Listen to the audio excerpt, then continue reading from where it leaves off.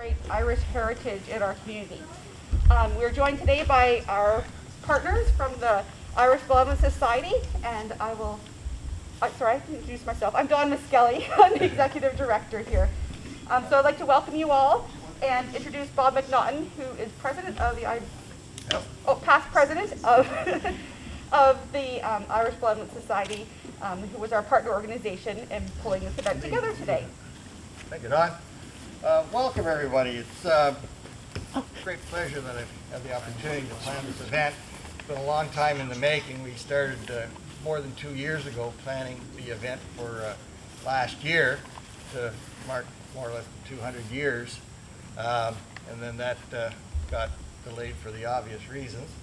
So here we are today. Our event, as we originally had planned, was to have more interactive events and be much more lively, for lack of a better term, but we, due to COVID, etc., we had to pare down our events and our expectations for the day. So we have some static displays. They're full of Irish culture, Irish heritage, both from and in Ireland, as well as here in Southwestern Ontario and the London area. I'm going to start today with an acknowledgement. And we would like to, as the Irish Benevolent Society, we would like to acknowledge the history of the traditional territory and honor the long-standing relations with the First Nations of this land and place. London and Southwestern Ontario is located on the traditional lands of the Anishinaabeg, the Haudenosaunee, no Shawnee, and the Lenape-Wak, the Chonatan, Wendat, and Métis. Today, three vibrant and very distinct First Nations continue to call this region home. These nations have long-standing relationships with the land and place we now recognize as Middlesex County. These are the Chippewas of the Thames First Nations, Oneida Nation of the Thames, and the Munsee Delaware Nation. For many years, the District 1 Spoon Covenant Wampum served as the agreement between the Haudenosaunee and the Anishinaabeg for the sharing of hunting and territories, thus ensuring the viability of this land. As contact was made, other treaties were agreed to. The McKee Treaty of 1790 opened this area. The London Township Treaty of 1796, followed by the Sombre Township Treaty of 1796, then the Longwoods Treaty of 1822, and then later the Huron Tract of 1827. These treaties made way for Europeans from all nations to come to this region to start better lives for their families. Seeking refuge from war, religious intolerances, political persecution, cultural persecution, starvation, and hardship. Unknowingly by most, they were displacing the First Nations who had shared their knowledge of the land and offered support to these new Canadians. Those together. Sorry.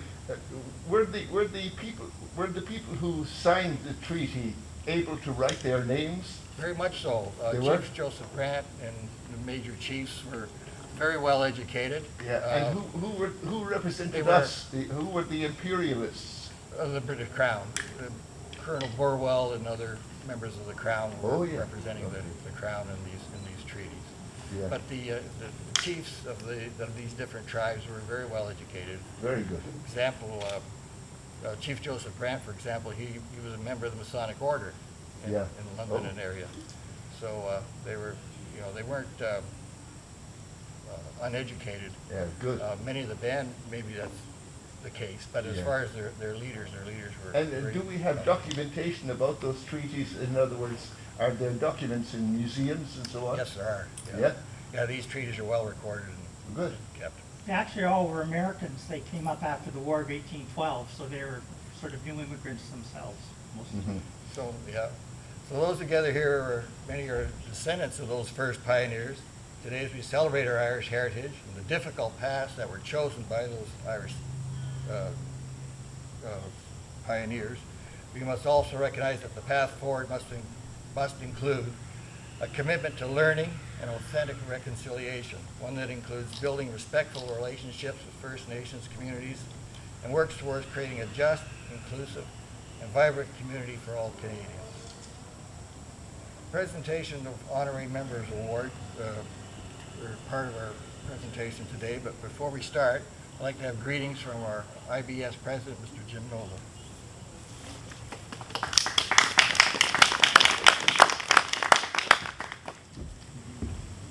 Ladies and gentlemen, board members, honorary guests, it's such a pleasure to be here in open space, seeing real people for the first time in I don't know how long. And I think we should give Bob and his committee a big round of applause for being able to do this. As I was driving over here today, took a side road and a car hit a rabbit. The lady got out of the car, she was upset, I stopped, there was blood on the road. She put something down the back of its neck. It jumped up and weighed 10 feet in weight. What's going on here? Bob set me up on this, candid camera. I went over to the lady, I said, I'm so upset for you. That rabbit looked like it was dead. What did you do? She said, I'm a hairdresser. Put hair raising lotion with permanent wave on it. Yeah. So I was told many, many years ago as an Irish, my parents come out of Ireland, you either told a joke, you danced, or you sang a song.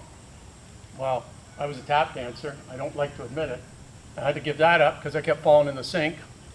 And my mother would take my drawings and actually put them in the fridge instead of on the fridge. You know what my drawing was like. And so my singing was just as bad. So he said, stick to jokes, Jim. So if you ask my wife that story, she said, no, don't do that. Stick to your job, your day job. Yeah. So welcome to today's First Irish Heritage. My name is Jim Nuther, and I'm so pleased to represent the Irish Benevolent Society. Just a fabulous group who care about people, care about our heritage, and want to continue on for many generations. 1877, this group started. I want to thank you, Chairman Bob, for acknowledging the Indigenous people of this land and place in Southwestern Ontario, who steward this land to allow us to have new hope in a new land that we could share with the Indigenous people and our families that we now may all call home. My parents came over in 1955. My father had $65 in his pocket, and he said he had loaned somebody at the dock a few dollars. His grandfather, Grandpa Kelly, taught him the principles of business, one of 16 children. Wow. I said to my grandfather, who worked for us for many years, why would you have so many children? He said, well, your grandmother was hard of hearing, so when we go to bed, I'd say, do you want to go to bed or what? All kidding aside, I have 4 children, and I couldn't imagine 16 children. So my father had to go live with his grandfather, who taught him the principles about business. And so when Dad came over here, he started working in Kellogg's. He had worked at the railroad, but he always had a passion to start a business. And he started our business that's in London here over 50 years ago, of which we now still have 20 employees. He started another business. It's in Kitchener that has over 100 employees. Wow. And my brother, who took over a business from him, has about 15 employees. So London and area is better because of my father coming here and working hard. And if he taught me anything, it was hard work comes before success, only in the dictionary. So IBS started in London and area in 1877 by a group of Irish business people that included both Protestants and Catholics, a thing that was unheard of back in Ireland at that time. The intent was to provide benevolence to any immigrant from Ireland who suffered any hardships. Today our mandate is to support, promote Irish culture and heritage at events like today. Our largest endeavor is the St. Patrick's Day luncheon at Western Fair, March 17th. And as you can imagine, last year with COVID, we weren't able to pull it off. And actually the year before, Jim Hardy will know, and Bob, we're canceling it 2 or 3 days before. And Western Fair was so good to deal with, great partners. So last year we did a virtual presentation. And believe it or not, we had 1,000 people watch it. And Bob Peel, who plays the harp, his wife was in a nursing home. And he said, Jim, you have no idea what that video meant to her, to be able to see that video being played every time I went in. And every time I went in, she said, could you play that? I want to see that. And this brought her a lot of joy. There was family members over in Ireland that were able to see this. So we have a real challenge coming up this year. Where's Jane? Jane was our chair last year, and she's got a committee, so we're hoping we can pull off the real thing and tip a pint of Guinness to each of us. So we also support many other organizations, education, choir, Lucan Heritage Museum, and of course Pioneer Village, Fanshawe Pioneer Village, to name a few. We also have several scholarships, and the IBS is for anybody who has Irish roots. Come on out and join us. Jane has a table over here. There's a book on the history of the Irish. It was just updated by Dan Hardy, Jim's son. It's a fabulous read. If you want to learn more about your culture and your Irish, it's a great place to be. And lastly, I just want to thank Bob for his vision, for his just digging in deep to make this happen. They had to upsize it, downsize it, right-size it, and here we are today. So on behalf of the Irish Benevolent Society, Bob, you and your committee, we'd just like to thank you for all you've done.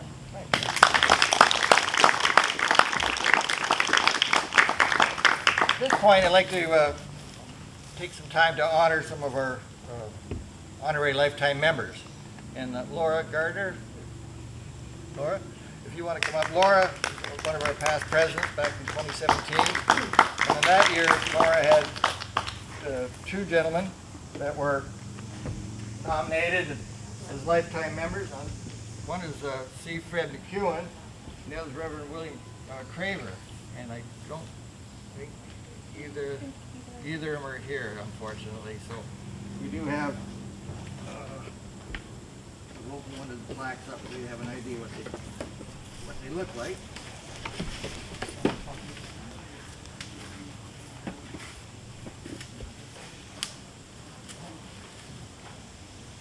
So that's Fred's. Yeah, so that's what they look like. So I guess you don't have much to do, Laura. And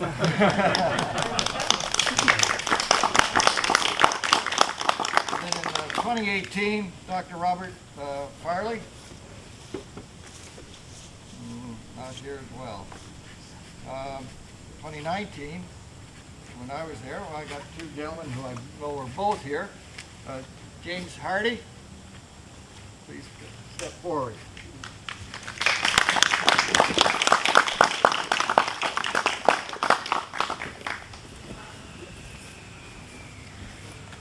There you go, Jim. Thank you.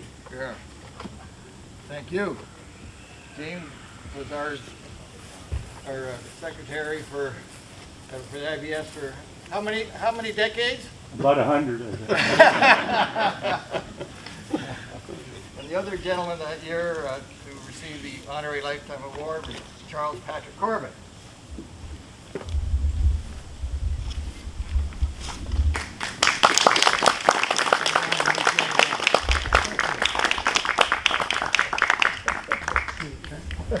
Turn him around there. Thank you very much. Turn around. I want your picture, Charles. Can you believe that? Yeah. Smile this way here. Hey, Jim, come on up there. We'll get you too. Well, let's get Jim up there with him. We'll get them both. All right. You're gonna have to buy just got these his pictures back. off of Teresa.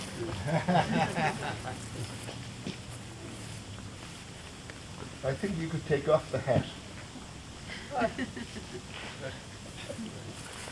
want to take your hat off? Sorry. Jim? Much better. Look this way. Look over here. Sounds like a wedding. Yeah. All right. Thank you, gentlemen, for all your Years of dedication. the IBS. Jim, don't go away. Oh, okay. For 2020, there was Mary Cahalan, and I know Mary's not here. She's actually in Ireland with her family right now. And Dave Goddard. Is Dave here? Don't see Dave. No. And then for 2021, Jim, we've got, I'll let you make presentations to Patrick Heffernan. Patrick's not here. And Doug Raycraft. Douglas Raycraft. Doug is here.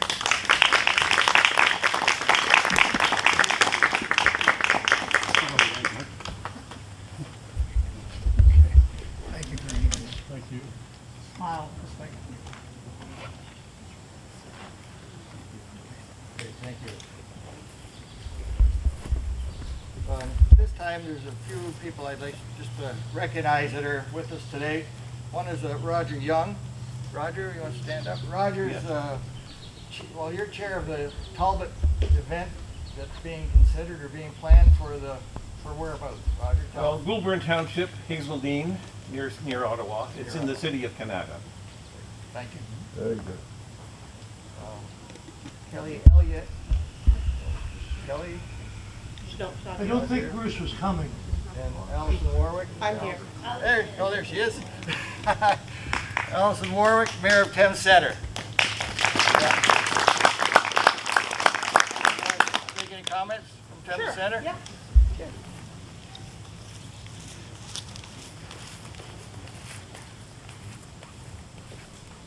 I just want to thank everyone for including me in this event today.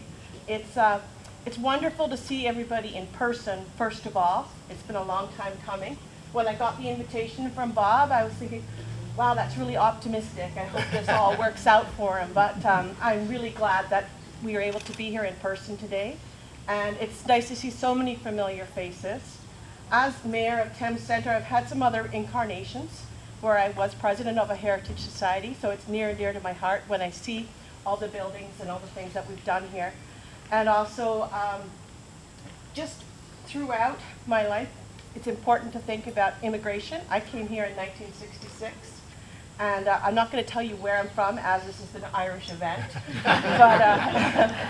But the hardship that we had was nothing to what people had when they first came here. And this is a reflection on this, the work that people have to do to be able to create a space to live. And I also was president of an agricultural society, and our minutes went back into 1865, even further. And when you read the time that people took to go to an event, they would get into their horse and buggy, and they would look forward to going to a fair board meeting and spending that time with their local people. It's really inspiring. Here we are at home going, oh, I've got to get to that meeting and got to get in the car. It's nothing to what these people went through, and they wanted to do it. So I think it's wonderful that we celebrate this. And again, thank you for inviting me today.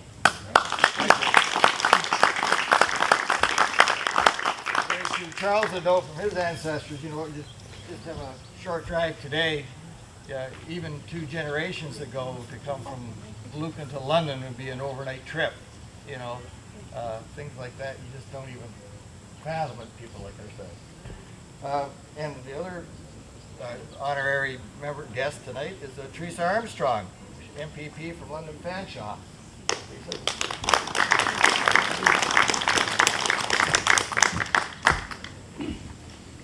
I forgot to wear green, so first of all, forgive me about that. Never even, connected those dots. I think with COVID, a lot of us are forgetting, some of the things that we're used to doing as a routine. We got to relearn all those things. So it's good to see everybody here, and thank you to the Irish Benevolent Society for inviting me to be here today. Really appreciate the land acknowledgement, because we're here about, coming to a country and settling, and we do have to acknowledge those that were here before us and have kept this land in good condition for all of us to enjoy and prosper from.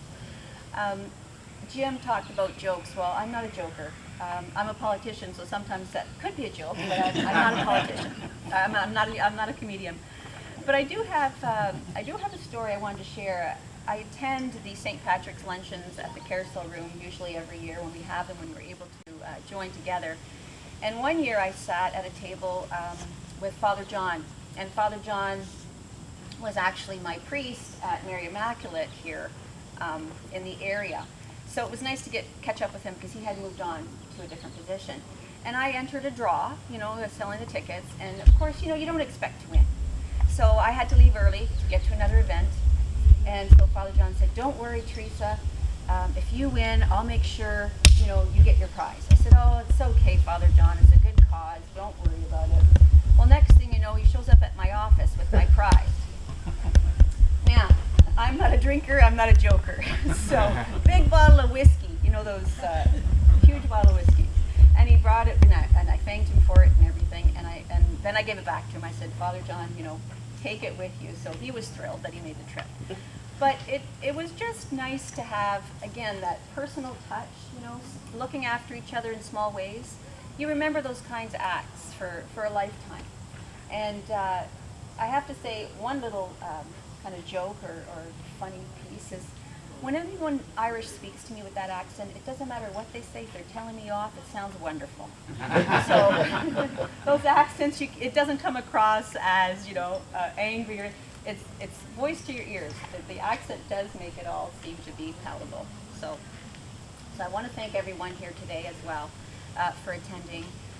It's wonderful to see everyone, and we want to get back to this meet and greet face-to-face and events where we do get energy and inspiration from each other.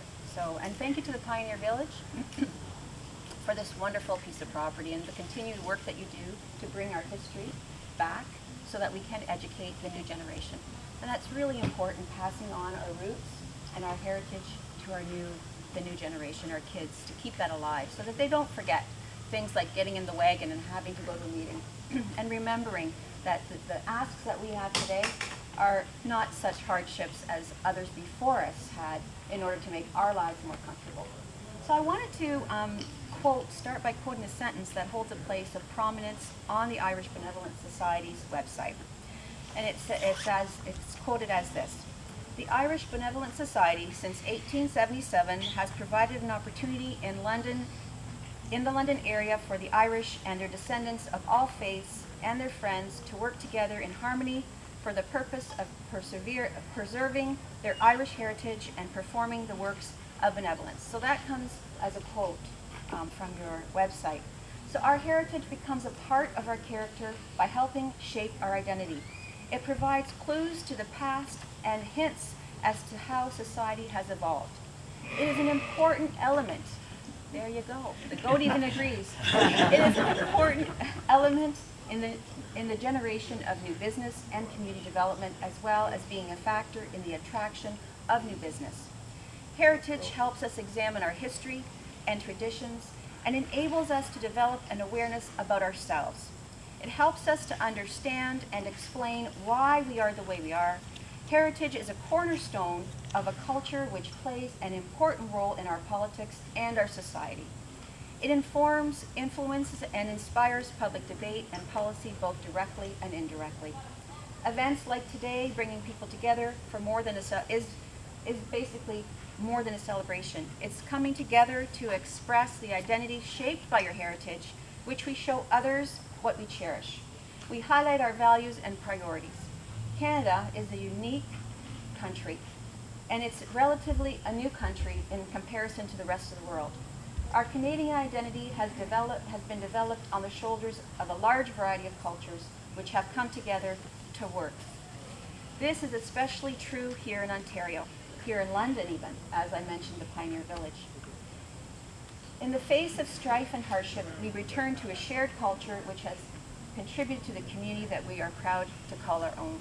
So I also want to thank a heartfelt, warm, extended thank you to all the volunteers and the board members who put in their time, for decades, to make sure that this stays alive and it continues. And it continues, like I said, to the next generation. So get out there and spread the word and welcome your new immigrants to the Benevolent Society. I heard there was one that just joined recently and sought out your society. So you are making a difference in your presence. Thank you so much, and have a great day, everyone. Before we have the actual unveiling of the plaque, I would like to call on Dan Brock. Mr. Dan Brock is a longtime member of the IVS, and I've asked Dan, as well as a local historian and an author of many books of London and area, and Dan is going to give us a few words on the Talbot Expedition itself, what led up to it, and some of the history of the expedition. Dan?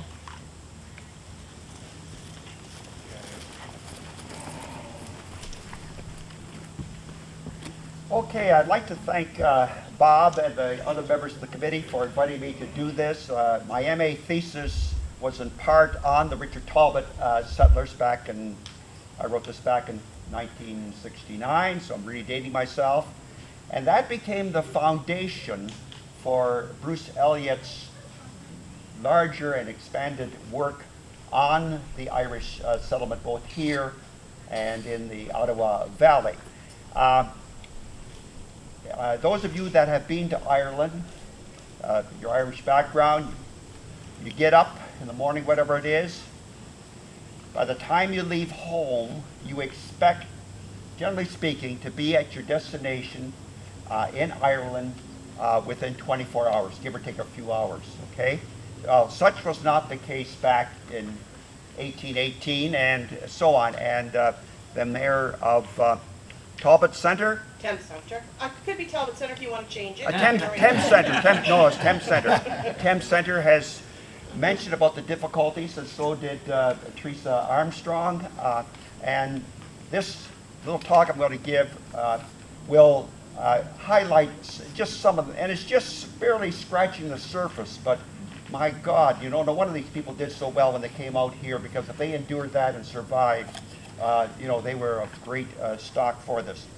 Anyway, Richard Talbot, a gentleman of Plaque, Jordan, County Tipperary, Ireland, had been grooming his two eldest sons for military careers, but was frustrated by the ending of almost 2 decades of war with France in 1815. The hopes of securing civil offices for his sons, namely Edward Allen and John Talbot, were also dashed by the return from service of thousands of young men with higher claims upon government patronage. Thus, early in 1816, Richard wrote to the Colonial Office to inquire about obtaining land grants in British North America, which we now call Canada, and was ultimately able to take advantage of a limited period of government-assisted emigration under what was known as the 10-pound deposit plan. It was in effect with respect to emigration to the Canadas for only one season, namely in 1818. And in fact, there were 4 groups that were able to take advantage of this, the Richard Talbot group being one of them and the first one. Under this plan, a responsible person, in this case Richard Talbot, would organize a group of emigrants to pay a 10-pound deposit for each settler, and this to be repayable to them once the emigrants were located on their land. The Colonial Office would provide conveyance and arrange for land grants to be made free of expense. It was hoped that the deposit would guarantee that the emigrants, or at least their leader, were not totally devoid of means, and ensure that the expense to the government of conveying them to the colonies was justified by the immigrants being actual settlers, rather than using free government passage as a means of moving on to the United States. Ultimately, Talbot put together a group of several dozen Protestant families from northern Tipperary who would sail with him to Upper Canada, which we know now as Southern Ontario. These were tenant farmers who saw the price of their produce fall with the ending of the Napoleonic Wars. Artisans, primarily handloom weavers, who had fallen a victim to machinery making their occupations obsolete, and economic disorders in general, beginning social unrest in the form of the White Boys, a secret society of Roman Catholics, who once again were terrorizing the Protestant neighbors. Richard Talbot and his party encountered 2 bureaucratic snags before the ship, the Brunswick, even sailed from the Cove of Cork on June the 13th, 1818. The first was that he later learned that the 10-pound deposit plan was considered to cover only one settler, his wife, and 2 children under 12, or one between 12 and 17. And we know that by and large the families were much larger than this, or larger anyway. The second snag was that the group arrived at Cork on May the 4th, fully expecting that the ship would be there, according to everything that Talbot had learned. But bureaucratic snags meant that their vessel did not, and the settlers ended up expending much of their capital to maintain themselves for nearly 6 weeks at Cork. This delay in passage also meant that they would arrive in Upper Canada too late to cultivate any land for their support the next year.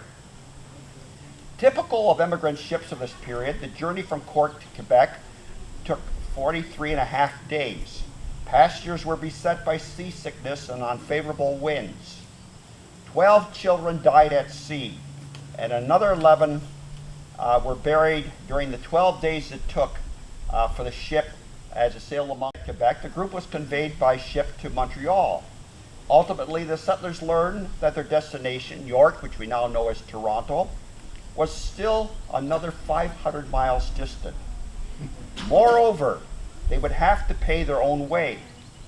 2 families chose to remain in Montreal, while 15 others decided to accept the ultimate offer of Lieutenant Colonel Francis Colburn, who was the Deputy Quartermaster General, to settle in the newly opened area of Richmond on the upper Canadian side of the Ottawa River. Meanwhile, the oldest member of the party, John Spearman Sr., had died at Lachine. And I just learned today that Charles, he was a direct ancestor of yours. His wife was the Corbett, Patrick Corbett's wife. That's right. Was a spearman. And we have another person here from Goulburn Township who is a spearman descendant. Oh, great. Over here. Great, that's fantastic. Okay. Yeah. And it was in September the 3rd, okay, remember they left in May from home, before the remainder of the party, consisting of 19 families, arrived in present-day Toronto. As luck would have it, Richard and Talbot encountered his kinsman. We don't know the exact relationship, but obviously they were related of some sort of other, Colonel Thomas Talbot, who was the supervisor of settlement in the London and Western districts, basically Southwestern Ontario, and who informed his kinsman that London Township had just been opened to settlement. The party, still with Richard Talbot, traveled by boat to Niagara, now Niagara-on-the-Lake, and then to Queenston, where the group crossed by land to Fort Erie. There, a schooner was chartered to take them to Port Talbot in Yarmouth Township. But the captain was unreliable, and the crew was rather intemperate, and the vessel ended up on rocks on the American shore near Dunkirk, New York. Most of the immigrants' effects were lost in this shipwreck, or boat wreck, I should say. Benjamin Lewis, one of the settlers' wife, died of cold and fatigue. The immigrants spent 2 weeks among the farmers near Dunkirk before boarding a small vessel which had to make 3 trips because it was so small and there were no other vessels available to cross Lake Erie and convey the entire party to the upper Canadian shore. And the first 2 ended up in what's now Port Stanley. The last one encountered adverse winds and so on and ended up in Long Point, and they had to walk from there. Anyway, remember they left in May. It was not until October the 13th that the last group arrived at the mouth of Kettle Creek. And, okay, as I mentioned, 5 months after they started out originally. Most of the settlers probably wintered in Yarmouth and Westminster townships. The Richard Talbot family moved to Westminster in late October. On October the 26th, Edward Allen and John Talbot, the 2 eldest sons of Richard, along with 6 others, probably local settlers would have been among them, and maybe some other servants. They had 6 or 7 servants that came out with them. They scouted out London Township and built a log house on Lot 2 Concession 6, so that would be out that way, and not too far from here. This would put them north of what is now a line extended eastward from Sunningdale Road and into the northeastern part of what is now Fanshawe Lake for the most part. Yeah. And it was on December the 2nd, 1818, that the Richard Talbot family moved to their quarters. They were probably the first of the group to move there. The others probably didn't make it until the next spring, 1819. Okay, in conclusion, despite all the trials and tribulations, only a few of which I've mentioned this morning, the plantation of the Richard Talbot group was successful and gave rise to a process of chain migration, which brought hundreds more Protestant and Roman Catholic families from County Tipperary to the 2 different parts of Upper Canada in succeeding decades. This clustering of settlers, sharing a common origin and cultural background, had important social and political consequences for the remainder of the 19th century and continues to do so to this very day. Thank you.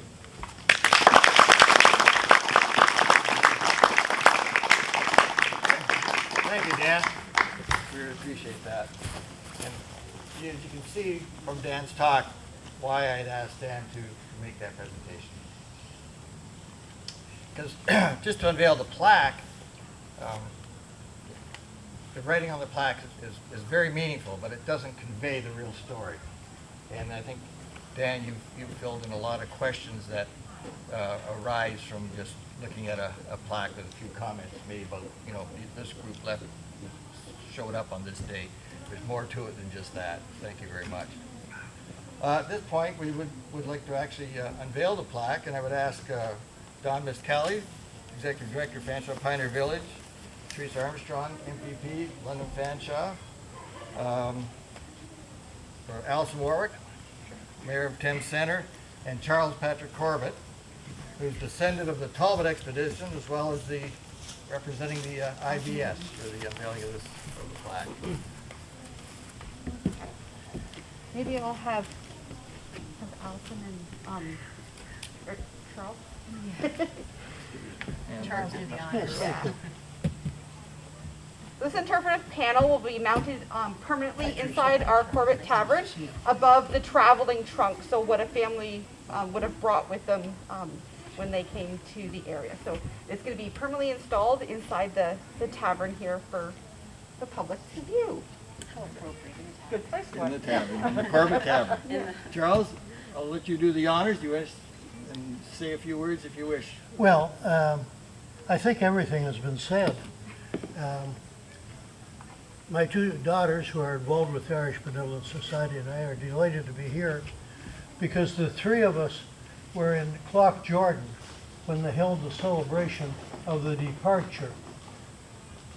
I commented that it was the first time I ever attended an event where they celebrated my departure or the departure of anybody connected with it. But it was a great event. And they have unveiled a plaque somewhat similar to ours, but as I say, marking the departure. And I'm delighted that we are here to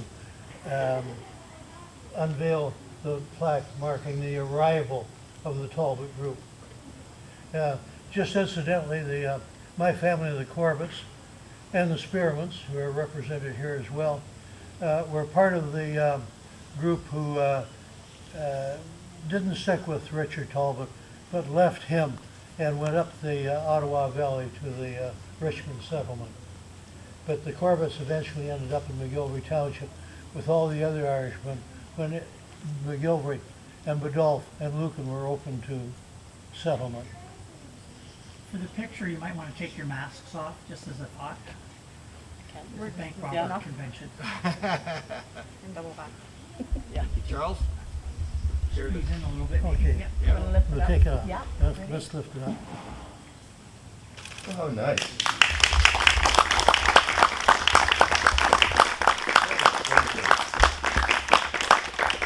Who designed the plaque? Who, do you know? Well, our collections coordinator worked with Charles, and they based it on some of our other existing interpretive panels that are kind of in the same series, as well as the plaque that's in Very Jordan. good. Well done. Yeah. And Bruce Elliott was very much involved in the design of both plaques, the one in Plaque, Jordan, and the one here. Good. Do one more picture? Yeah, apparently. Do one more picture. It's not often we all get together again, so we got to put those pictures in. So rather than one of us reading the plaque to you, we'll leave it to you to come up and look at it yourselves. And also, Extremely well done. I'd also like to invite everyone to explore through the other table displays. There's the two that are located close by here, as well as we've got one just on the other side of Dr. Jones' house here, and there's 4 different tables where you can learn about literary Irish literature and genealogy and all sorts of Irish heritage. So I invite you to do that and also to explore the rest of the village as you enjoy the rest of the afternoon. On behalf of the IBS, I'd like to thank everyone for coming out today and joining us in this memorable event. Appreciate it. Thank you.